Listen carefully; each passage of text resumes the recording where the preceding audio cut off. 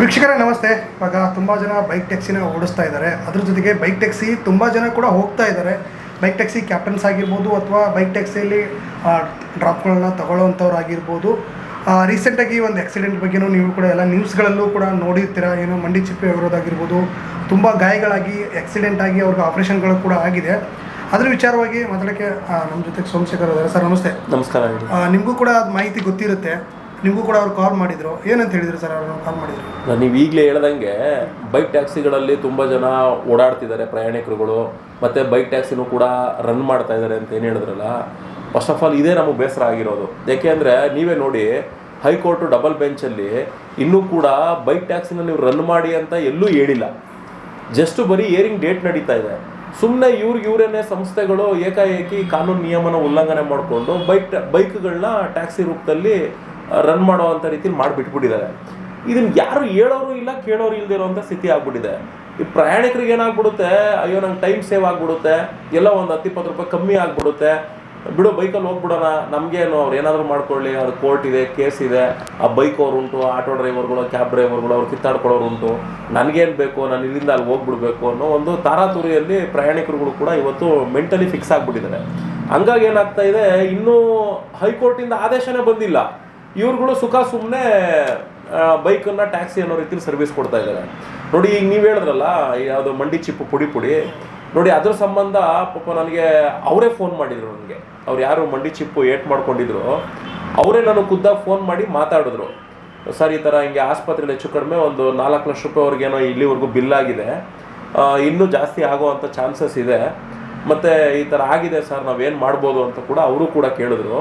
ಮತ್ತು ಇನ್ನೊಂದು ಇನ್ಸಿಡೆಂಟ್ ಏನು ಅಂದರೆ, ಆ 2 ವೀಲರಿಂದ ಏನು ಬುಲೆಟ್ಗೆ ಹೋಗಿ ಗುದ್ದಿದ್ದ ಈ ಒಬ್ಬ ರ್ಯಾಪಿಡೋ ರೈಡರು, ಆ ಮಂಡಿ ಚಿಪ್ ಮುರಿದೋಗಿರೋವಂಥ ಪ್ರಯಾಣಿಕರ ರೈಡರು, ಅವನು ಸಹ ನಮ್ಮ ಸಂಘಟನೆಯವರು ಸದಸ್ಯರ ಕಡೆಯಿಂದ ನನ್ನ ಹತ್ರ ಫೋನ್ ಮಾಡಿ ಮಾತಾಡ್ಸಿದ್ದಾರೆ. ಸರ್, ಇದೇನಾದರೂ ಮಾಡಿ ರಾಜಿ ಮಾಡೋಕ್ಕಾದ್ರೆ ಮಾಡಿಕೊಟ್ಬಿಡಿ ಅನ್ನೋ ಥರ. ನಮಗೆ ಏನು ಅಂದರೆ ನೋಡಿ, ಇದನ್ನೇ ನಾವು ಜನಕ್ಕೆ ಹೇಳ್ತಾ ಇರೋದು, ಮತ್ತು ಆ 2 ವೀಲರ್ ಓಡಿಸೋವಂಥ ರೈಡರ್ಗಳಿಗೂ ನಾವು ಇದನ್ನೇ ಹೇಳ್ತಾ ಇರೋದು. ಯಾವುದೇ ಕಾರಣಕ್ಕೂ ನಿಮಗೆ ಆ ರ್ಯಾಪಿಡೋ ಸಂಸ್ಥೆ ಏನೂ ಅನುಕೂಲ ಮಾಡಿಕೊಡಲ್ಲ. ಈಗ ನೋಡಿ, ಆ ಮಂಡಿ ಚಿಪ್ ಮುರಿದೋಗಿರೋವಂಥ ವ್ಯಕ್ತಿಗೆ ಈಗ 4 ಲಕ್ಷ ರೂಪಾಯಿ ಖರ್ಚಾಗಿದೆ. ಈಗ ಒಬ್ಬ ಕಡು ಬಡವನಿಗೆ ಆ ಥರ ಆಗಿದೆ ಅಂದಾಗ 4 ಲಕ್ಷ ಅವ್ನು ಎಲ್ಲಿಂದ ತಂದು ಖರ್ಚು ಮಾಡ್ತಾನೆ? ರೀಸೆಂಟಾಗಿ 6 ಲಕ್ಷ ಅಂತ, ಈಗ 6 ಲಕ್ಷ ಡಿಸ್ಚಾರ್ಜ್ ಆಗಿದೆ ಅಂತ 6 ಲಕ್ಷ ಅಂತ. ಒಬ್ಬ ಆಯ್ತು, ಈಗ ಬಡವ ಎಲ್ಲಿಂದ 6 ಲಕ್ಷ ರೂಪಾಯಿ ತಂದು ಕಟ್ಟಕ್ಕಾಗುತ್ತೆ? ಈಗ ಈಗ ಆಯ್ತು, ರ್ಯಾಪಿಡೋ ಸಂಸ್ಥೆ ಆದರೂ ಅವ್ರಿಗೆ 6 ಲಕ್ಷ ರೂಪಾಯಿ ಕಟ್ಕೊಡ್ಬೇಕು.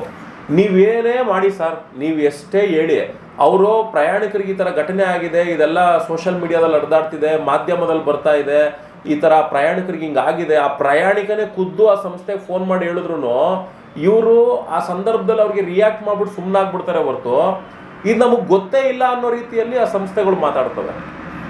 ಈ ರೀತಿ ಆದಾಗ ಪ್ರಯಾಣಿಕರುಗಳು ಅದು ಯಾವ ನಂಬಿಕೆ ಮೇಲೆ ಆ್ಯಪ್ ಸಂಸ್ಥೆನ ನೀವು ಬಳಸ್ತಾ ಇದ್ದೀರಾ? ಈಗ ಯಾವುದೋ ಈ ಆಟೋದಲ್ಲೋ, ಕ್ಯಾಬಲ್ಲೋ, ಈ TT ವೆಹಿಕಲಲ್ಲೋ, ಈ ಥರ commercial purpose contract carriage permit ಹೊಂದಿರುವಂಥ ವೆಹಿಕಲ್ಗಳಲ್ಲಿ ಈ ಥರ ಇದೇನೋ ಘಟನೆ ಆಗೋಯ್ತು ಅಂದರೆ ಟೆನ್ಷನ್ ಇಲ್ಲ, ಇನ್ಶೂರೆನ್ಸ್ ಇರುತ್ತೆ, ಕ್ಲೈಮ್ ಮಾಡ್ಕೊಳ್ಬೋದು. ಅವ್ನ ಡ್ರೈವರ್ ಕಟ್ಟಕ್ಕಾಗದೇ ಇರೋ ಸ್ಥಿತಿ ಇದ್ರೂ ಕೂಡ ಇನ್ಶೂರೆನ್ಸ್ ಸಂಸ್ಥೆಗಳು ಅವ್ರು ಕೇಳೋ ಅಂಥ ಪರಿಹಾರದ ಹಣ 20 ಲಕ್ಷ ಕೇಳ್ತಾರೋ, 50 ಲಕ್ಷ ಕೇಳ್ತಾರೋ, 1 ಕೋಟಿನೇ ಕೇಳ್ತಾರೋ, ಅದನ್ನ ಆ ಇನ್ಶೂರೆನ್ಸ್ ಸಂಸ್ಥೆಯವರು ಕಟ್ಕೊಡೋ ಅಂತ ಕೆಲಸ ಮಾಡ್ತಾರೆ. ಈಗ ಇವನೊಬ್ಬ 2 ವೀಲರ್ ಅವ್ರ ಮೇಲೆ ಇವರು ಇವಾಗ ಕೇಸ್ ಹಾಕಿದಾಗ, ಈಗ ಆಲ್ರೆಡಿ 6 ಲಕ್ಷ ಅಂತ ನೀವು ಹೇಳ್ತಿದ್ದೀರಿ, ಅವತ್ತು ನನಗೆ ಫೋನ್ ಮಾಡಿದಾಗ ಅವ್ರು 4 ಲಕ್ಷ ಅಂದ್ರೆ ಈಗ 6 ಲಕ್ಷ ಅಂತ ಹೇಳ್ತಿದ್ದೀರಿ. ಈ 6 ಲಕ್ಷದ ಜೊತೆಗೆ ಪಾಪ ಆ ಮಂಡಿ ಚಿಪ್ ಪುಡಿ ಆಗಿರೋ ವ್ಯಕ್ತಿ ಜೀವನ ಏನು? ಈಗ ಅವನು ಅದನ್ನ ಸರಿಪಡಿಸ್ಕೊಂಡು ಅವನು ಹೆಜ್ಜೆ ಇಟ್ಟು ಅವ್ನು ದುಡಿಮೆಗೆ ಹೋಗೋಷ್ಟರಲ್ಲಿ ವರ್ಷಾನ್ಗಟ್ಲೆನೆ ಕಳೆದೋಗ್ಬಿಡುತ್ತೆ. ಸಪೋಸು ಈಗ ಅವ್ರ ಮನೆಗೆ ಇವತ್ತಿನ ಪರಿಸ್ಥಿತಿ ಏನಿರುತ್ತೋ, ಅವ್ರ ಕಮಿಟ್ಮೆಂಟ್ ಏನಿರುತ್ತೋ, ಸಾಲ ಸೋಲ ಆಗಿದ್ರೆ ಅದಕ್ಕೆ ಬಡ್ಡಿ, ಚಕ್ರ ಬಡ್ಡಿ, ಈ ಥರ ಎಲ್ಲ ಏರಿಸ್ಕೊಂಡು ಹೋಗ್ಬಿಟ್ಟಾಗ ಅವ್ರ ಕುಟುಂಬದ ನಿರ್ವಹಣಾ ವ್ಯವಸ್ಥೆನೇ ದಿಕ್ತಪ್ಪೋಗ್ಬಿಡುತ್ತೆ. ಮತ್ತು ಇದಕ್ಕೆಲ್ಲ ಯಾರು ಇದಕ್ಕೆ ಅನುಕೂಲ ಮಾಡ್ಕೊಡೋಬೇಕಾಗಿರೋರು ಯಾರು? ಈಗ ಅವರು 2 ವೀಲರ್ ಮೇಲೆ ಕೇಸ್ ಹಾಕ್ತೀವಿ ಅಂತ ನನ್ನ ಹತ್ರನೂ ಕೂಡ ಹೇಳಿದ್ರು. ಆ ಕೇಸ್ ಹಾಕಿದಾಗ ಇದೆಲ್ಲ ಬರೀತಾರೆ, ಇಷ್ಟು ನನಗೆ ಪರಿಹಾರ ಬೇಕು, ನನಗೆ ಇದರಿಂದ ಈ ಥರ ಎಲ್ಲ ತೊಂದರೆ ಆಗಿದೆ ಅಂತ ಬರೀತಾರೆ. ಈಗ ಈ ವೈಟ್ ಬೋರ್ಡ್ 2 ವೀಲರನ್ನು ಹೋಗ್ಲಿ ಇನ್ಶೂರೆನ್ಸಲ್ಲಿ ಕ್ಲೈಮ್ ಮಾಡೋಣ ಬಿಡಪ್ಪ ಅಂದರೂ ಯಾವುದೇ ಕಾರಣಕ್ಕೂ ಇನ್ಶೂರೆನ್ಸಲ್ಲಿ ಕ್ಲೈಮ್ ಆಗಲ್ಲ. ಯಾಕೆ ಅಂದರೆ ಇನ್ಶೂರೆನ್ಸ್ ಸಂಸ್ಥೆಯವರು ನಿನಗೆ ಕೊಟ್ಟಿರೋದು ವೈಟ್ ಬೋರ್ಡು, ಇದು ನೀನು ಸ್ವಂತ ಬಳಕೆಗೆ ಬಳಸ್ಕೋ, ಇದನ್ನು ನೀನು ಪ್ರಯಾಣಿಕರಿಗೆ ಸೇವೆಗೆ ಅಂತ ಕೊಟ್ಟಿದ್ಯಾ ಅಂದಮೇಲೆ ನಾನು ಹೆಂಗೆ ಇನ್ಶೂರೆನ್ಸ್ ಕೊಡೋಕೆ ಬರುತ್ತೆ ಅಂತೇಳಿ ಅವ್ರು ನುಳ್ಚ್ಕೊತಾರೆ. ಇನ್ನು ಕಟ್ಟಬೇಕಾಗಿರೋರು ಯಾರು ಹಣನ? ಆ ವೈಟ್ ಬೋರ್ಡ್ 2 ವೀಲರ್ನ RC ಮಾಲೀಕ ಕಟ್ಕೊಡ್ಬೇಕು. ಎಲ್ಲಿಂದ ಕಟ್ಟಕ್ಕೆ ಸಾಧ್ಯ? ಲಕ್ಷಾಂತರ ರೂಪಾಯಿ. ಯಾಕೆಂದರೆ ನೀವುಗಳೇ ನೋಡಿರ್ತೀರ ಕೆಲವೊಂದು ರೀಲ್ಸ್ಗಳಲ್ಲಿ ಕೆಲವರೆಲ್ಲ ಈ ಬೈಕ್ ಟ್ಯಾಕ್ಸಿನ ಓಡಿಸುವಂಥವ್ರು ನಾನೊಂದು ದಿನಕ್ಕೆ 3,000 ದುಡಿತಾ ಇದ್ದೀನಿ, 5,000 ದುಡಿತಾ ಇದ್ದೀನಿ, ನಾನು ಇದರಲ್ಲಿ ಲಕ್ಷ ರೂಪಾಯಿ ಸಂಪಾದನೆ ಮಾಡ್ಬಿಟ್ಟೆ ಅನ್ನೋ ರೀತಿಲಿ ಏನು ಅದ್ರ ಬಗ್ಗೆ ಎಲ್ಲ ಮಾತಾಡ್ತಾರೆ. ಆಯಿತು ಗುರು, ನೀನು ಅಷ್ಟು ದುಡ್ದಿದ್ಯಾ, ಅಷ್ಟು ಲಕ್ಷಾಂತರ ರೂಪಾಯಿ ಇಟ್ಕೊಂಡಿದ್ಯಾ, ಈ ಥರದ್ದೇನೋ ಒಂದು ಎಡವಟ್ಟು ಆಗೋಯ್ತು, ನಿನ್ನ ಜೀವನದಲ್ಲೇ ನಡೆದೋಗ್ಬಿಡ್ತು. ಈಗ ಅಲ್ಲಿ 15 ಲಕ್ಷ, 20 ಲಕ್ಷ, 30 ಲಕ್ಷ, 50 ಲಕ್ಷ ಅಂತ ಏನಾದರೂ ಪರಿಹಾರಗಳು ಕಟ್ಟು ಅಂದಾಗ ನಿನ್ನ ಪರಿಸ್ಥಿತಿ ಏನು? ಇದನ್ನ ನೀವು ಅರ್ಥ ಮಾಡ್ಕೊಳ್ರಯ್ಯ ಅಂತ ಹೇಳಿ ನಾವು ಕೂಡ ಟೂ ವೀಲರ್ ಅವ್ರಿಗೆ ಹೇಳ್ತಾನೆ ಸಾಕ್ತಾ ಇದ್ದೀವಿ. ಮತ್ತು ಆ ಟೂ ವೀಲರ್ ಅವನು ಕೂಡ ಹಿಂಗೆ ಫೋನ್ ಮಾಡಿಸಿದಾಗ, ಸೋಮಣ್ಣವ್ರೆ ಇದೇನಾದರೂ ಒಂದು ಕಾಂಪ್ರಮೈಸ್ ಮಾಡ್ಕೊಡೋಕ್ಕಾಗುತ್ತಾ ಅಂತಲೂ ಕೂಡ ಕೇಳಿದ್ರು ನನಗೆ. ನೋಡಪ್ಪ, ನಾನೇ ಅವ್ರಿಗೆ ಸಲಹೆಗಳು ಕೊಟ್ಬಿಟ್ಟಿದ್ದೀನಿ, ವಿಡಿಯೋ ಮಾಡಿ ಈ ಥರ ಎಲ್ಲ ಸಲಹೆ ತೊಗೊಂಡು ಹಿಂಗೆ ಮಾಡ್ಕೊಳ್ಳಿ ಅಂತಲೂ ಫೋನ್ ಕೂಡ ಮಾಡಿದ್ರು. ನೀವು ಹಿಂಗೊಬ್ರು ಲಾಯರ್ನೇ ಇಟ್ಟು ಅವ್ರ ಮೇಲೆ ಪರಿಹಾರಕ್ಕೆ ಕೇಸ್ ಹಾಕು ಅಂತಲೂ ಹೇಳ್ಬಿಟ್ಟಿದ್ದೀನಿ. ಹಿಂಗಿದ್ಮೇಲೆ ಅವ್ರು ಹೆಂಗೆ ರಾಜಿಗೆ ಬರ್ತಾರೆ ಅಂತಲೂ ಕೂಡ ಅಂದು. ಒಂದ್ಸರಿ ಮಾತಾಡಿ ನೋಡಿ ಅಂದ್ರೆ ನಾನು ಕೂಡ ಆ ವ್ಯಕ್ತಿಗೆ ಮತ್ತೆ ಫೋನ್ ಮಾಡಿದೆ, ಹಿಂಗೆ ನನಗೆ ಫೋನ್ ಬಂದಿತ್ತು, ಈ ಥರ ಕಾಂಪ್ರಮೈಸ್ ಆಗ್ತಾರಂತೆ, ಏನು ಮಾಡ್ತೀರಾ ಅಂತ. ಅವಾಗ ಅವ್ರು ಹೇಳ್ತಾರೆ, ಇಲ್ಲ ಸರ್, ಅವತ್ತೇ ಘಟನೆ ನಡೆದಿದ್ದ ದಿನನೇ ನನಗೊಂದು 20,000 ರೂಪಾಯಿ ಕೊಡ್ತೀವಿ ಅಂತ ಬಂದರು. ಆಗ ನಮ್ಮ ಒಂದು ಕುಟುಂಬದಲ್ಲಿ ಒಬ್ಬರು ಪೊಲೀಸವರು ನಮಗೆ ಪರಿಚಯ ಇರೋದ್ರಿಂದ, ಕುಟುಂಬಸ್ಥರಾಗಿರೋದ್ರಿಂದ ಅವ್ರು ಈ ಥರ ಸಣ್ಣ ಪುಟ್ಟ ವಿಚಾರಗಳಿಗೆ ನೀವು ಅದಕ್ಕೆಲ್ಲ ಕೈಯೊಡ್ಡಕ್ಕೆ ಹೋಗ್ಬೇಡಿ, ರಾಜಿನೂ ಆಗಬೇಡಿ, ನೀವು FIR ಮಾಡಿಸಿ, ಇದು ಕೋರ್ಟ್ ಥ್ರೂ ಹೋಗಿ ಅದೇನು ಬರುತ್ತೋ ಕೋರ್ಟ್ ಏನು ಹೇಳುತ್ತೋ ಅದು ಪರಿಹಾರನ ತಗೊಳ್ಳೋ ಅಂತ ಕೆಲಸ ಮಾಡಿ ಅಂತ ಅವರು ಈಗ ಹೇಳ್ಬಿಟ್ಟಿದ್ದಾರೆ. ಇವ್ರು ಯಾವುದೇ ಕಾರಣಕ್ಕೂ ಕಾಂಪ್ರಮೈಸ್ ಮೈಂಡಲ್ಲಿ ಇಲ್ಲ. ಇವ್ರು ಅವ್ರ ಮೇಲೆ FIR ಹಾಕಿ ಕೇಸ್ ಮಾಡಿ ಅದರಿಂದ ಏನು ಪರಿಹಾರ ತಗೊಳ್ಬೇಕು ಅನ್ನೋ ಒಂದು ಮೈಂಡಲ್ಲಿದ್ದಾರೆ. ಅದರಲ್ಲಿ ಅವ್ರು ಸ್ಟಿಕ್ಕನ್ ಆಗಿದ್ದಾರೆ. ಈಗ ನನಗೆ ಅನಿಸ್ತಾ ಇರೋದೇನು ಅಂದರೆ, ಆ ಟೂ ವೀಲರ್ RC ಓನರ್ ಯಾರಿದ್ದಾನೆ ಖಂಡಿತ ಅವನ ಮಾನಸಿಕ ಖಿನ್ನತೆ ಒಳಗಾಗಿರ್ತಾನೆ. ಮತ್ತು ಇದು ಯಾವತ್ತಿದ್ರೂ ಕೂಡ ಅವನಿಗೆ ಮುಳ್ಳೆ. ಇವತ್ತಲ್ಲ ನಾಳೆ ಅವನಿಗೆ ಸಮನ್ಸ್ ಯಾವಾಗ ಬರೋಕ್ಕೆ ಶುರುವಾಗುತ್ತೆ, ಯಾವಾಗ ಇವನು ಕೋರ್ಟ್ ಹಿಯರಿಂಗ್ಗಳಿಗೆ ಹೋಗೋ ಶುರುವಾಗುತ್ತೆ, ಅವತ್ತಿಂದ ಅವನ ಜೀವನ ತುಂಬ ಕಷ್ಟಕರನೇ ಆಗೋದು. ಇದನ್ನೆಲ್ಲ ಅಬ್ಸರ್ವ್ ಮಾಡಿದಾಗ ಪಬ್ಲಿಕ್ಕು ಅರ್ಥ ಮಾಡ್ಕೊಳ್ಬೇಕು, ಮತ್ತು ಆ ಟೂ ವೀಲರಲ್ಲಿ ಈ ಪ್ರಯಾಣಿಕರು ಸೇವೆ ಕೊಡೋರು ಅರ್ಥ ಮಾಡ್ಕೊಳ್ಬೇಕು. ನೋಡ್ರಿ, ಎಷ್ಟೋ ಕೇಸಸ್ಗಳು ಕೋರ್ಟು ತೀರ್ಪುಗಳು ಕೊಡುತ್ತೆ. ಈ ತೀರ್ಪು ಏನಾಗಿದೆ ಅನ್ನೋದು ಜನಗಳಿಗೆ ಗೊತ್ತಾಗ್ತಾ ಇಲ್ಲ.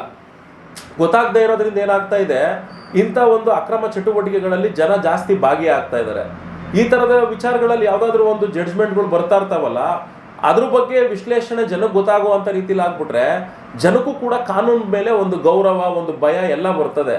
ಇಲ್ಲಿ ಏನಾಗ್ಬಿಟ್ಟಿದೆ, ಕೆಲವು ಇಲಾಖೆಗಳಲ್ಲಿ ಅಧಿಕಾರಿಗಳು ಅವ್ರಿಗೆ ಅನುಕೂಲ ಆಗಲಿ ಅನ್ನೋ ರೀತಿಯಲ್ಲಿ ಕಾನೂನನ್ನ ಅವ್ರ ಅನುಕೂಲಕ್ಕೆ ತಕ್ಕಂತೆ ಬಳಸ್ಕೊಂಡು ದುರ್ಬಳಕೆ ಮಾಡ್ಕೊಳ್ತಿರೋದ್ರಿಂದ ಜನಕ್ಕೆ ಒಂದು ಕಾಮನ್ನು, ಬಿಡು ಅಲ್ಲಿ ಹೋದ್ರೆ ಪೊಲೀಸರು ಏನೋ ಒಂದು ಮಾಡಿಸ್ಕೊಡ್ತಾರೆ, ಬಿಡು ಅಲ್ಲಿ ಹೋದ್ರೆ ಲಾಯರ್ ಏನೋ ಒಂದು ಮಾಡಿಸ್ಕೊಡ್ತಾರೆ, ಈ ಒಂದು ಮಟ್ಟಕ್ಕೆ ಹೋಗ್ಬಿಟ್ಟಿರೋದ್ರಿಂದ ನೋಡ್ಕೊಳ್ಳೋಣ ಬಿಡು ಹಂಗಾದಾಗ ಅನ್ನೋ ಒಂದು ಮನಸ್ಥಿತಿಲಿ ಇದ್ಕೊಂಡೇ ಇವತ್ತು ಪ್ರಯಾಣಿಕರುಗಳಿಗೆ ನಾವು ಸೇವೆ ಕೊಡ್ತೀವಿ ಅನ್ನೋ ರೀತಿಯಲ್ಲಿ ಯಾರು ಎಷ್ಟೇ ಹೇಳಿದ್ರು ಕೂಡ ಬಿಡದೇನೆ ಮಂಡಿ ಚಿಪ್ಪು ಪುಡಿ ಮಾಡ್ತವ್ರೆ. ಇನ್ನು ಬಿಟ್ಟರೆ ತಲೆ ಬುರುಡೆಗಳು ಪ್ರಾಣ ಅಂತ ತೆಗೆದುಬಿಟ್ಟವ್ರು ಬಿಡಿ. 1-2-3 ಜನ ಸತ್ತೋಗಿರೋದು ಕೂಡ ನೀವೇ ನ್ಯೂಸ್ಗಳೆಲ್ಲ ಮಾಡಿದ್ದೀರಾ. ಪಾಪ ಈಗ ಆ ಕುಟುಂಬದವರು ಏನು ಸುಮ್ಮನೆ ಬಿಡಲ್ಲ. ಇಷ್ಟೆಲ್ಲ ನಡೀತಿದ್ರು, ಈ ಟೂ ವೀಲರ್ ಓಡಿಸೋವಂಥವ್ರು ಯಾಕೆ ಬದಲಾಗ್ತಿಲ್ಲ ಅನ್ನೋದೇ ನಮಗೂ ಕೂಡ. ಇನ್ನೊಂದು ಸರ್, ಈಗ ಇನ್ಸೂರೆನ್ಸ್ ಇದೆ ಅನ್ನೋ ಒಂದು ಮಾಹಿತಿ ಅಂದರೆ ಆ ಆ್ಯಪಲ್ಲೇ ತೋರಿಸ್ಬಿಡುತ್ತೆ 15 ಲಕ್ಷದ ಇನ್ಸೂರೆನ್ಸ್ ಇದೆ ಅಂತ. ಹೌದು, ಆ ಇನ್ಶೂರೆನ್ಸ್ಗಳು ಈ ಟೈಮಲ್ಲಿ ಕ್ಲೈಮ್ ಆಗಲ್ವಾ? ಅಲ್ಲ, ಕ್ಲೈಮ್ ಆಗಲ್ಲ ಅಂದರೆ ಇವ್ರು ಯಾರು ಪ್ರೋಸೆಸ್ ಮಾಡೋಕೆ ರೆಡಿ ಇರಲ್ಲ. ಅಷ್ಟೊಂದೆಲ್ಲ ಇನ್ಶೂರೆನ್ಸ್ ಅವ್ರು ಯಾರು ಇವ್ರಿಗೆ ಅಷ್ಟು ಕಟ್ಕೊಡಲ್ಲ ಬ್ರದರ್. ಈಗ ಒಂದು ವೇಳೆ ನಾನು ಹೇಳೋದು ಆಯಿತು ಕಟ್ಟೆ ಕೊಟ್ಟರು ಅಂತಲೇ ಅನ್ಕೊಳ್ಳೋಣ, ಮತ್ತೆ ಇವರು ಆ ಸಂಸ್ಥೆಯವ್ರ ಮೇಲೆ ಕೇಸ್ ಹಾಕ್ಬೋದು. ಯಾಕೆಂದರೆ ಈಗ ಅವನು ಒಂದು ಆ್ಯಪ್ ಬಳಸಿರೋದ್ರಿಂದ ಅವ್ನಿಗೆ ಈ ಘಟನೆ ನಡೆದಿರೋದು. ಆಯಿತು, ನಾನೊಬ್ಬ ಸಾರ್ವಜನಿಕ, ಇದು ಆ್ಯಪು ಟ್ಯಾಕ್ಸಿ ರೂಪದಲ್ಲಿ ಬಿಟ್ಟಿದ್ದೀರಾ ಅಂತ ನಾನು ಇದನ್ನು ಬಳಸಿದ್ದೀನಿ, ಇದರಿಂದ ನೀವು ನನಗೆ ಪರಿಹಾರ ಕಟ್ಕೊಟ್ಟಿರ್ಬೋದು. ಆದರೆ ಈ ಬೈಕ್ ಅನ್ನೋದು ಇಲ್ಲಿಗಲ್ ಅಂತ ಹೇಳ್ತಾ ಇದ್ದಾರೆ. ಆಮೇಲೆ ನಿಮ್ಮ ಆ್ಯಪ್ ಸಂಸ್ಥೆ ಬೇರೆ ಅಗ್ರಿಗೇಟರ್ ಲೈಸೆನ್ಸ್ ತೊಗೊಂಡಿಲ್ಲ ಅಂತ ಹೇಳ್ತಾ ಇದ್ದಾರೆ. ಈ ಆ್ಯಪಲ್ಲಿ ಟ್ಯಾಕ್ಸಿ ಸರ್ವಿಸೇ ನಡೆಸೋದಕ್ಕೆ ಅವಕಾಶ ಇಲ್ಲ ಅಂದಮೇಲೆ ನಿನ್ನ ಮೇಲೂ ಕೂಡ ನಾನು ಕೇಸ್ ಹಾಕ್ತೀನಿ ಅಂತ ಪ್ರಯಾಣಿಕ ಅವ್ರ ಮೇಲೂ ಕೂಡ ಕೇಸ್ ಹಾಕ್ಬೋದು. ಓಕೆ, ಈಗ ಇಷ್ಟು ದಿನ ಆಯಿತು, ಈಗ ಮಂಡಿ ಚಿಪ್ಪು ಏನು ಇದಾಗಿದೆ, ಇಷ್ಟು ದಿನ ಆಯಿತು, ಬಟ್ ಯಾವುದೇ ರೀತಿ ಇವರಾಗೆ ಕಾಲ್ ಮಾಡಿದ್ರು ಕೂಡ ಆ ಕಡೆಯಿಂದ ರೆಸ್ಪಾನ್ಸ್ ಬರ್ತಾ ಇಲ್ಲ ಅಂತ ಸರ್? ಬರೋದು ಇಲ್ಲ ಸರ್. ಯಾವುದೇ ರೈಡರ್ ಸತ್ತೋದ್ರೂ ಮಾಡಲ್ಲ, ಪ್ರಯಾಣಿಕ ಸತ್ತೋದ್ರೂ ಮಾಡಲ್ಲ. ಅವ್ರ ಕಂಪ್ನಿ ಅವ್ರು ಏನು ಮಾಡಬೇಕು ಅಂದರೆ ಅವ್ರು ಹೋಗಿ ಅವ್ರ ಸಂಸ್ಥೆ ಮುಂದೆ ಧರಣಿ ಕೂತ್ಕೊಬೇಕಷ್ಟೇ. ಅವ್ರ ಹೆಂಡತಿ ಮಕ್ಕಳು ಎಲ್ಲ ಹೋಗಿ ಧರಣಿ ಕೂತ್ಕೊಬೇಕು. ಒಬ್ಬ ಪ್ರಯಾಣಿಕರಿಗೆ ಇಷ್ಟೆಲ್ಲ ಅನ್ಯಾಯ ಆಗಿ ಇಷ್ಟೆಲ್ಲ ವಿಷಯ ಅವ್ರು ತಿಳಿಸಿದ್ರು ಕೂಡ ನಮಗೇನು ಕೂಡ ಇವರು ಪರಿಹಾರ ಕೊಡ್ತಿಲ್ಲ ಅಂತ ಧರಣಿ ಕೂತ್ಕೊಬೇಕು. ನಿಮಗೆಲ್ಲ ಗೊತ್ತಿರಲಿ ಸರ್, ನಾವೊಂದು 2017 ಈ ರೇಂಜಲ್ಲಿ ಏರ್ಪೋರ್ಟ್ ರೋಡಲ್ಲಿ ಒಂದು ಆಕ್ಸಿಡೆಂಟ್ ಆಗ್ತದೆ. ಪಾಪ ಸರಳುಗಳೆಲ್ಲ ಬಂದು ಇಲ್ಲೆಲ್ಲ ಚುಚ್ಕೊಂಡ್ಬಿಟ್ಟು ಹಿಂದ್ಗಡೆ ಬಂದ್ಬಿಟ್ಟಿರುತ್ತೆ. ಕಡೆ ಯಾರೋ ಮೈಸೂರು ಮುಂದವ್ರು ಪಾಪ ಓಲಾ ಡ್ರೈವರು, ಅವರ ಡೆಡ್ ಬಾಡಿನ ತೊಗೊಂಡೋಗಿ ನಾನು ಮಾನ್ಯತಾ ಟೆಕ್ ಪಾರ್ಕ್ ಹತ್ರ ಓಲಾದು ಇನ್ನೊಂದು ಸಬ್ಬು ಹಬ್ಬಿತ್ತು, ಅಲ್ಲಿಟ್ಟು ಪ್ರೊಟೆಸ್ಟ್ ಮಾಡ್ದೋ. ಆಗ ಅಮೃತಹಳ್ಳಿ ಪೊಲೀಸ್ ಸ್ಟೇಷನ್ನು ಸುಮಾರು ಅಲ್ಲೆಲ್ಲ ಒಂದಷ್ಟು ಎಲ್ಲ ಡ್ರೈವರ್ಗಳು ಕೂಡ ಸೇರಿದ್ರು. ಆಗ ಓಲಾ ಸಂಸ್ಥೆಯಿಂದ ಆನ್ ಡ್ಯೂಟಿಯಲ್ಲಿದ್ದಾಗ ಈ ಘಟನೆ ನಡೆದಿರೋದು. ಅವ್ರ ಕುಟುಂಬಕ್ಕೆ ಪರಿಹಾರ ಬೇಕು ಅಂದಾಗ 5 ಲಕ್ಷ ರೂಪಾಯಿನೋ ಆ ಸಂಸ್ಥೆಯಿಂದ ಬರುವಂಥ ಕೆಲಸ ಆಯಿತು. ಹಿಂಗೆ ರಚ್ಚಿಡಿದು ಕೂತ್ಕೊಂಡಾಗ ಏನಾದರೂ ಸಿಗ್ಬೋದು. ಇವ್ರು ಫೋನ್ ಮಾಡಿ ಹೇಳೋದು ಅವ್ರು ನಮಗೆ ಗೊತ್ತಿಲ್ಲ ಅನ್ನೋದು, ಈ ರೀತಿ ಉಡಾಫೆಯಾಗಿ ಏನು ನಡೀತದೆ. ನಾರ್ಮಲ್ ಎಲ್ಲೋ ಬೋರ್ಡ್ಗಳಲ್ಲೆಲ್ಲ ಏನಾದ್ರು ಆಕ್ಸಿಡೆಂಟ್ ಆಯಿತು ಅಂದರೆ ನಾವು ಪ್ರೊಸೆಸ್ ಮಾಡ್ತೀವಿ, ಇನ್ಸೂರೆನ್ಸ್ ಬಂದ್ಬಿಡುತ್ತೆ. ಆ ಥರ ಇದ್ರಲ್ಲಿ ಆಗಲ್ಲ, ಖಂಡಿತ ಆಗಲ್ಲ. ಹೋಗಿ ಪಟ್ಟು ಹಿಡಿದು ಕುತ್ಕೊಂಡು ನಾವೇನೋ ದೊಡ್ಡ ಮಟ್ಟದಲ್ಲಿ ಹೋದ್ರೆ ಮಾತ್ರ ಬರೋದು. ಹೌದು, ಇಲ್ಲ ನಾವೇನು ಕೇಳಲಿಲ್ಲ ಅಂದರೆ ಅದು ಬರೋದಿಲ್ಲ, ಯಾವುದೇ ಕಾರಣಕ್ಕೂ ಬರಲ್ಲ. ಓಕೆ, ಇವರು ಏನು ಮಾಡಬೇಕು, ಲೀಗಲ್ ಆಗಿ ಒಬ್ರು ಲಾಯರ್ನ ಇಟ್ಟು ಈ 2 ವೀಲರ್ ಮೇಲೆ RC ಮಾಲೀಕರ ಮೇಲೆ ಕೇಸ್ ಹಾಕೋದು ಒಂದಾದ್ರೆ, ಈ ಸಂಸ್ಥೆ ಮೇಲೂ ಕೂಡ ಕೇಸ್ ಹಾಕ್ಬೋದು. ಯಾಕೆಂದ್ರೆ ಈಗ ಇವರು ಮಾನ್ಯತೆ ಪಡೆದಿರಬೇಕು. ಒಂದು ಇಲ್ಲಿ ಸೇವೆ ನಡೆಸ್ತೀವಿ ಅಂದ್ರೆ ಲೈಸೆನ್ಸ್ ಹೊಂದಿರಬೇಕು. RTO ಇಲಾಖೆಯವರು ಲೈಸೆನ್ಸೇ ಕೊಟ್ಟಿಲ್ವಲ್ಲ. ಆಟೋ ಓಡಿಸೋಕ್ಕೂ ಲೈಸೆನ್ಸ್ ಕೊಟ್ಟಿಲ್ಲ, ಕ್ಯಾಬ್ ಓಡಿಸೋಕ್ಕೂ ಲೈಸೆನ್ಸ್ ಕೊಟ್ಟಿಲ್ಲ. ಅದರಲ್ಲೂ 2 ವೀಲರ್ನ ಬಳಸಂಗೇ ಇಲ್ಲ ಅಂತ ಸರ್ಕಾರನೂ ಕೂಡ ಹೇಳಿದೆ. ಇಷ್ಟೆಲ್ಲ ಅಡೆತಡೆಗಳಿದ್ರೂ ಕೂಡ ಇವರು ರಾಜಾರೋಷವಾಗಿ ಈ ಥರ ಒಂದು ಭಯಭಕ್ತಿ ಇಲ್ದೇ ಈ ಥರ ಒಂದು ಬಿಸ್ನೆಸ್ ನಡೆಸ್ತಾರೆ ಅಂದರೆ, ವೆಹಿಕಲ್ ಫೀಲ್ಡ್ ತುಂಬ ಡೇಂಜರ್ ಫೀಲ್ಡ್ ಸರ್. ಯಾಕೆಂದರೆ ನೋಡಿ, ಒಬ್ಬ ವ್ಯಕ್ತಿಗೆ ಸಾವು ಮನೇಲಿ ಕೂತಿದ್ರು ಕೂಡ ಬರುತ್ತೆ. ಆದರೆ ಇದು ಹಂಗಲ್ಲ, ನಾವೇ ಸಾವನ್ನು ಹುಡ್ಕೊಂಡು ಹೋಗುವಂಥ ಜೀವನ ವೆಹಿಕಲ್ ಫೀಲ್ಡು. ಹಂಗಿದ್ಮೇಲೆ ಅಂಥ ಫೀಲ್ಡನ್ನೇ ಇವರಿಷ್ಟು ದುರ್ಬಳಕೆ ಮಾಡಿಕೊಂಡು ಸಾರ್ವಜನಿಕರ ಜೊತೆ ಹೆಂಗೆ ಆಡ್ತಿದಾರಲ್ಲ, ಅದು ಅವ್ರಿಗೆ ಆ ಭಯಭಕ್ತಿ ಇಲ್ಲ. ಹಂಗಿದ್ಮೇಲೆ ಖಂಡಿತ ಕುಟುಂಬದವರು ಅವ್ರ ಮೇಲೆ ಕೇಸ್ ಹಾಕಿ ಖಂಡಿತ ಅವನ ಮೇಲೂ ಕೂಡ ಪರಿಹಾರ ತಗೊಬೋದು. ಈ ವಿಚಾರವಾಗಿ ರೈಡರ್ಗಳಿಗೆ ಏನು ಹೇಳಕ್ಕೆ ಇಷ್ಟಪಡ್ತಾರೆ ಸರ್? ಸರ್, ನಾನು ಹೇಳೋದಿಷ್ಟೇ, ಆ ರೈಡರ್ಗಳು ಅನ್ನಿಸ್ಕೊಂಡಿರೋರಿಗೆ ಫಸ್ಟು ನಮ್ಮ ನೆಲದ ಕಾನೂನಿಗೆ ಬೆಲೆ ಕೊಡಿ. ನಮ್ಮ ಕಾನೂನಲ್ಲಿ ಅವಕಾಶ ಇದ್ದರೆ ನೀವು ಮಾಡ್ರಯ್ಯ, ನಾವು ಬೇಡ ಅಂತ ಹೇಳಲ್ಲ. ಹೋಗಿ ನೀವು ಬೇಕಾದರೆ ಟ್ರಾನ್ಸ್ಪೋರ್ಟ್ ಕಮಿಷನರ್ನ ಕೇಳಿ, ನೋಡಿ ಸರ್ ನಾವು ಈ ಥರ ಒಂದು ವೈಟ್ ಬೋರ್ಡ್ 2 ವೀಲರ್ ಇಟ್ಕೊಂಡಿದ್ದೀವಿ, ನಾವು ಈ ಥರ XYZ ಆ್ಯಪ್ಗಳಲ್ಲಿ ಸೇರ್ಪಡೆ ಆಗಿದ್ದೀವಿ, ನಾವು ಈ ವೈಟ್ ಬೋರ್ಡ್ 2 ವೀಲರಿಂದ ಪ್ರಯಾಣಿಕರ ಸೇವೆ ಕೊಡ್ಬೋದಾ ಅಂತ ಕಮಿಷನರ್ನ ಕೇಳಿ, ಟ್ರಾನ್ಸ್ಪೋರ್ಟ್ ಕಮಿಷನರ್ನ. ಅವ್ರೇನಾದರೂ ಕೊಡ್ಬೋದಪ್ಪ, ಏನು ತೊಂದರೆ ಇಲ್ಲ, ನೀವು ಮಾಡ್ಕೊಬೋದು ಅಂದರೆ ಅವ್ರ ಕಡೆಯಿಂದ ಒಂದು ಸ್ಟೇಟ್ಮೆಂಟ್ ತೊಗೊಳ್ಳಿ, ಟ್ರಾನ್ಸ್ಪೋರ್ಟ್ ಡಿಪಾರ್ಟ್ಮೆಂಟಿಂದ ಒಂದು ಅಧಿಸೂಚನೆ ತೊಗೊಳ್ಳಿ. ಅವಾಗ ನೀವು ರಾಜಾರೋಷವಾಗಿ ಮಾಡಿ, ಅವ್ರು ಏನೇ ಕೇಳಿದ್ರು, ಏನೇ ಘಟನೆ ನಡೆದ್ರು ಕೂಡ ಆ ಕಾಪಿನ ಹಾಕ್ಕೊಂಡು ಅವರು ಫೇಸ್ ಮಾಡ್ಬೋದು. ಈಗ ಅಧಿಕಾರಿಗಳಾಗಿ ಮಾಡಂಗಿಲ್ಲ, ನಾವು ಅದಕ್ಕೆ ಅನುಮತಿ ಕೊಟ್ಟಿಲ್ಲ ಅಂದಮೇಲೆ ಆ ಒಂದು ಸಾರಿಗೆ ಇಲಾಖೆ ವೃತ್ತಿಯಲ್ಲಿರುವಂಥ ಕಮಿಷನರೇ ಈ ಸ್ಟೇಟ್ಮೆಂಟ್ ಕೊಡ್ತಾರೆ ಅಂದಾಗ, ನೀವು ಆ್ಯಸ್ ಎ ಜನ ಯಾವುದೇ XYZ ಸಂಸ್ಥೆಯವ್ರುಗಳು ಕೊಡೋ ಅಂಥ ಒಂದು ಬಿಡುಗಾಸ್ಗೋಸ್ಕರ ನೀವು ಸರ್ಕಾರದ ನಿಯಮಗಳನ್ನ ಉಲ್ಲಂಘನೆ ಮಾಡ್ಕೊಂಡು ಓಡಿಸ್ತೀನಿ ಅಂದರೆ ನೀವೇ ಅರ್ಥ ಮಾಡ್ಕೊಳ್ಳಿ, ನೀವು ಇದರಲ್ಲಿ ಮಾಡಬೇಕಾ ಬೇಡವಾ ಅಂತ. ಓಕೆ ಸರ್, ಇನ್ನೊಂದು, ಈಗ ಸಾರಿಗೆ ಇಲಾಖೆ ಬಗ್ಗೆ ಹೇಳಿದ್ರೆ, ಬಟ್ ಈ ಸಾರಿಗೆ ಇಲಾಖೆಗೆ ಗೊತ್ತಿಲ್ವಾ ಈಗ ಓಡಾಡ್ತಾ ಇರೋದು? ಸರ್ ಗೊತ್ತಿದೆ, ಗೊತ್ತಿಲ್ಲ ಅಂತ ಅಲ್ಲ, ಇಲಾಖೆಗೂ ಗೊತ್ತಿದೆ, ಸಚಿವರಿಗೂ ಕೂಡ ಗೊತ್ತಿದೆ. ಆದರೆ ಇವ್ರು ಏನು ಹೇಳ್ತಾ ಇದ್ದಾರೆ, ನಾವು ಕೋರ್ಟಲ್ಲಿ ಇದೀವಲ್ಲ, ಈಗ ಕೋರ್ಟಲ್ಲಿ ಇದ್ಮೇಲೆ ಅದು ಇತ್ಯರ್ಥ ಆಗೋವರೆಗೂ ಇವರು ಏನು ಅವ್ರ ಮೇಲೆ ಪ್ರೆಷರ್ ಹಾಕೋಕ್ಕೂ ಆಗಲ್ಲ. ಆ ಒಂದು ಸಿಚುವೇಶನಲ್ಲಿ ಇದೆ.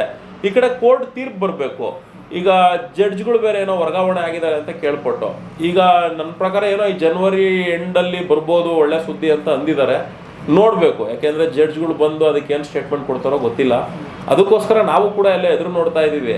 ಆದರೂ ನಾವು ಹೇಳೋದು ಇಷ್ಟೇ, ಈಗ ನೋಡಿ ಅಲ್ಲಿ ಕೇಸ್ ನಡೀತಾ ಇದ್ರು ಕೂಡ ಇವ್ರು ಹಿಂಗೆ 2 ವೀಲರ್ಗಳಲ್ಲಿ ಸೇವೆ ಕೊಡ್ತಾರೆ ಅಂದಾಗ, ಹಿಂಗೆ ಯಾರಿಗೋ ಒಬ್ರು ಮಂಡಿ ಚಿಪ್ ಹೊಡೆದೋಯ್ತು, ಇನ್ನೊಬ್ರು ಮಾದೇವಪುರದಲ್ಲಿ ಪಾಪ ಮೂಬರ್ ಬೈಕ್ ಟ್ಯಾಕ್ಸಿಯಿಂದ ತಲೆ ಬುರುಡೆಗೆ ಏಟಾಗಿ ಆ ಎಮ್ಮ ಕೋಮದಲ್ಲಿ ಹೋಗಿದ್ರು. ಈಗ ಹೆಂಗೋ ಸುಮಾರು ಚೇತರಿಸ್ಕೊಂಡವ್ರೆ. ಮತ್ತು ಇವತ್ತು ನೋಡಿ ಬೆಳಗ್ಗೆ ಯಾವುದೋ ಒಬ್ಬ ಇಲ್ಲಿ ನಾಗರಬಾವಿ ಹತ್ರ ಮಹಿಳೆ ಏನೋ ಪರ್ಸ್ ಕಿತ್ಕೊಂಡು ಏನೇನೋ ಅದು ಗಲಾಟೆಗಳೆಲ್ಲ ಆಗ್ತಾ ಇದ್ದಾವೆ ನೋಡಿ. ಇದೆಲ್ಲ ನಡೀತಾ ಇದೆ. ಇಷ್ಟೆಲ್ಲ ನಡೀತಿದ್ರು ಕೂಡ ಪೊಲೀಸ್ ಇಲಾಖೆನೂ ಕೂಡ ಕೈ ಕಟ್ಕೊಂಡು ಕೂತಿದೆ, ಟ್ರಾನ್ಸ್ಪೋರ್ಟ್ ಇಲಾಖೆನೂ ಕೂಡ ಕೈ ಕಟ್ಕೊಂಡು ಕೂತಿದೆ. ಹಿಂಗಿದ್ಮೇಲೆ ನಾವು ಸಂಘ ಸಂಸ್ಥೆಯವ್ರು ಏನು ಮಾಡೋದಕ್ಕೆ ಸಾಧ್ಯ? ಏನು ಅವ್ರನ್ನ ಹಿಡ್ಕೊಂಡು ಬೈಯೋಕ್ಕಾಗತ್ತಾ, ಹೊಡೆಯೋಕ್ಕಾಗತ್ತಾ? ಅಲ್ಟಿಮೇಟ್ ಕಾನೂನು ಮೊರೆನೋ ಹೋಗಿರೋದು, ಮಾಡಂಗಿಲ್ಲ ಇವ್ರು ಈ ಕೆಲಸ ಎಲ್ಲ, ಆದರೂ ಮಾಡ್ತಾ ಇದ್ದಾರೆ. ಓಕೆ ಸರ್, ನೋಡೋಣ ಕಾನೂನು ಮುಖಾಂತರ ಏನು ಬರುತ್ತೆ ಅದು ಎಲ್ಲರೂ ಕೂಡ ಪಾಲಿಸಬೇಕು, ಮಾಡಲೇಬೇಕು. ಕಾನೂನು ಗೌರವ ಕೊಟ್ಟಿಲ್ಲ ಅಂದರೆ ಈ ನೆಲದಲ್ಲಿ ಬದುಕಿದ್ದು ವ್ಯರ್ಥನೆ. Okay sir, okay.